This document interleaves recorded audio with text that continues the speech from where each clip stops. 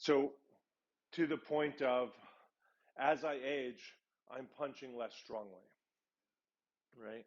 And we could say, well, that's inevitable. The body degrades, the mind degrades.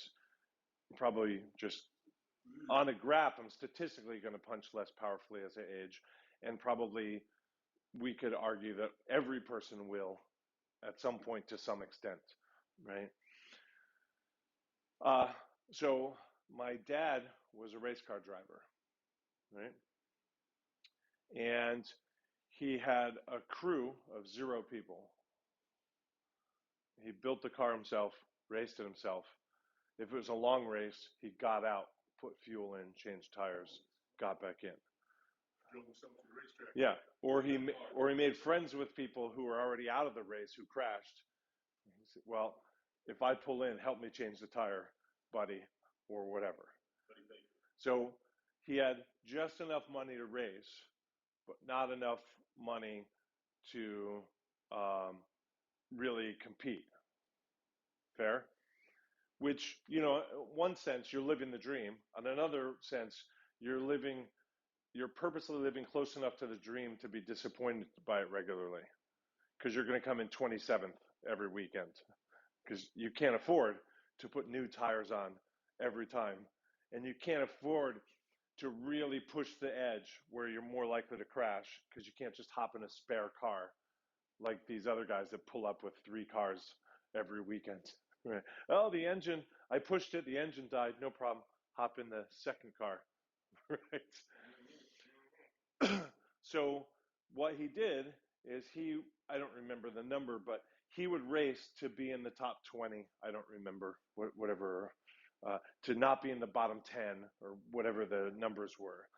He would race hard enough to have a race happen, to have some competition, to challenge himself, but not super push it, so that he would end up in the consolation race, not the feature at the end of the night that everybody's trying to get in and then come in the top 3 and go home with money. He raced to be in the consolation. In the consolation, he would push himself more to try and win that, right? So his thinking here was not, do I have the most powerful punch? But when can I wisely use the punch that I do have? Does that make sense? Yeah. So I think to myself, when you say, well, I don't have the punch that I used to have, it's definitely degrading because I'm aging, natural consequence, fair enough. But the only thing to value is not the strongest punch. It's when not to punch. It's where to punch. It's how often to punch. How much power do I put in a given punch? How do I sneak brass knuckles onto the punch that a guy doesn't see it, right? How do I feint and not punch, right? Like the wisdom of punching contains within it many elements, one of which is how strong do you punch, right? So I'd rather build up the valuation of all the elements of punching rather than simplify and say it's only about power, right? Because the youth will have the power, but not the wisdom, right? So the youth is the guy who's going to punch himself out in the 3rd round of the boxing match, right? And spend all his gas.